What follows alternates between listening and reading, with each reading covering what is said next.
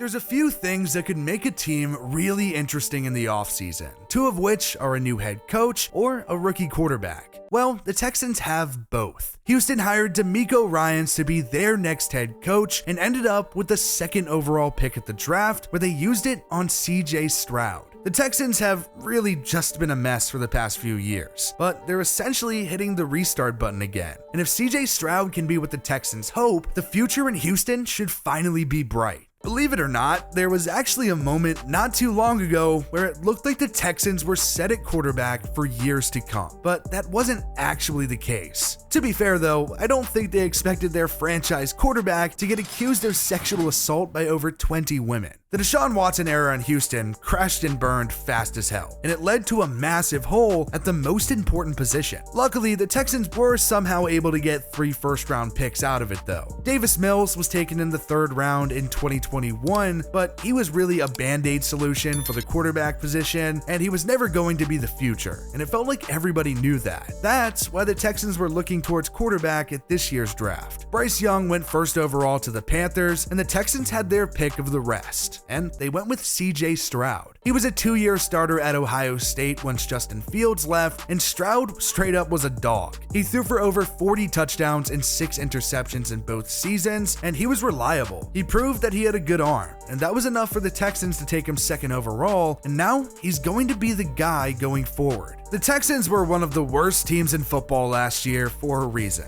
and the roster is still extremely weak, barring a few key pieces. The one thing that stands out when you look at the team is that CJ Stroud doesn't really have a ton of weapons to work with. Houston did sign Robert Woods to a 2-year, $15.25 million deal this offseason, but he's coming off of a pretty disappointing year in Tennessee. He did have a good tenure with the Rams with 2 1,000-yard seasons though. Nico Collins is listed as the number 2 for now. I mean, I don't really know how long that'll actually hold up or not, but he was a Texans 2021 3rd rounder, and he's had about 400 yards both years since. Probably the biggest name to watch on the wide receiver core will be John Mechie. He was fantastic at Alabama and had 1,100 yards and 8 touchdowns as a junior. He then declared for the draft and did go in the 2nd round, but was then diagnosed with leukemia. Luckily, Mechie is now cancer-free, and his incredible story is going to continue now that he's back on the practice field for the Texans. After all that stuff, it's hard to really know what to expect from him, but I do know that when he runs out on that field for his NFL debut, there are going to be a lot of cheers. A pretty underrated name to watch is Noah Brown, who is just on a 1-year deal, but he had over 500 yards last year in Dallas, so there is definitely a chance he could find a role. He isn't the only player that made his way to a different team in Texas though. Brandon Cooks got sent to Dallas, and it doesn't even stop there either. The Texans also signed Dalton Schultz to a 1-year deal. He had about 500 yards last season, but that wasn't even close to the best year of his career, which was in 2021 when he had 808 yards and 8 touchdowns. Schultz has been solid in Dallas, and he's now a sneaky good weapon for Stroud. Last year, the Texans actually relied on the running game a pretty good bit, and Dameon Pierce was a big reason for that. He was a 4th rounder and kind of emerged out of nowhere. He ended up having 939 yards as a rookie and impressed a lot of people. Houston did also sign Devin Singletary to a 1-year deal. He's had over 800 rushing yards in each of the past 2 seasons in Buffalo. The Texans' offensive line was pretty bad last year, but it's safe to say that they have at least tried to improve it. If it looks like it did last season though, CJ Stroud is in for a rough awakening. Luckily, that shouldn't be the case though. Laramie Tunsil is still there at left tackle. He's elite, and he's getting paid a lot of money to be. 2019 1st rounder Titus Howard is at right tackle, and 2022 1st rounder Kenyon Green is at left guard. The Texans also used a 2nd this year on Juice Scruggs out of Penn State, and also Houston got guard Shaq Mason in a pick swap with the Buccaneers. For the most part, the line does look similar, but it's a lot of young guys that have now had time to develop, and if they can improve, so will the line. Luckily, Tunsil is already a beast, and Mason is a pretty damn solid vet, so they just need the rest of the line to come to form. CJ Stroud has obviously been the talk of the Texans draft. but don't go forgetting that they shockingly traded back up to the 3rd overall pick to get edge rusher Will Anderson. He was arguably the best defensive player in the draft. In his 3 years at Alabama, Anderson had 34.5 sacks and was a 2-time All-American. He was a beast, and the Texans loved him enough to trade back up to 3. On the other side of Anderson off the edge should be Jerry Hughes, who had 9 sacks last season, which was his first year in Houston.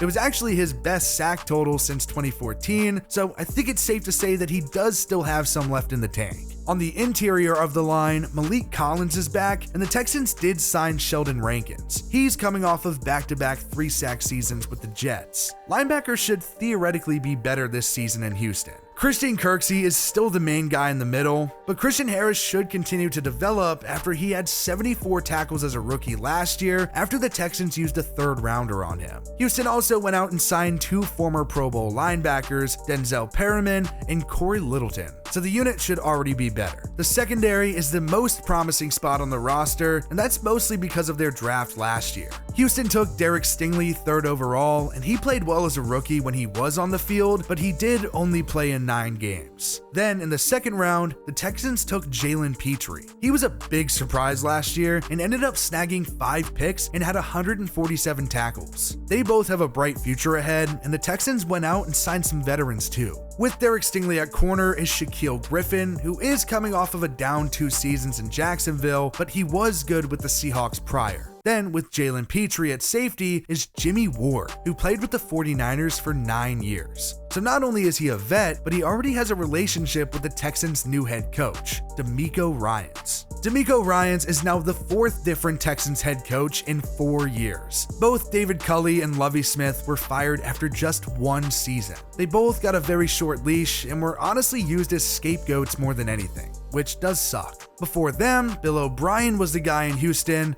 and the way it ended left a sour taste in everyone's mouth, but he did have a good amount of success before that. Of course, then he was named general manager, and he was absolutely terrible, and he went on to famously trade away DeAndre Hopkins for a bag of potato chips. He got fired, and the Texans haven't really been that relevant since, but maybe they will be now. DeMeco Ryans is already a fan favorite. Houston drafted him in the 2nd round back in 2006, and he immediately made an impact in the pros, being named Defensive Rookie of the Year. Then the next season, Ryans was a first-team All-Pro and made the Pro Bowl, the first of 2 in his career. In 2010, Ryans inked a 6-year, $48 million extension, but he didn't play it out. He was traded to the Eagles in 2012, and after a torn Achilles in 2014, Ryans was released and ended up going into coaching. He started as a defensive control coach for the 49ers in 2017, but he worked his way up to defensive coordinator in 2021 after Robert Saleh left to take the Jets head coach job. Ryans had a lot of success as the DC in San Francisco, and now he gets to lead the charge for the Texans' rebuild. Houston is far from a contender or even a good team, but after the past 2 years, the fact that they're even just on the right track is promising.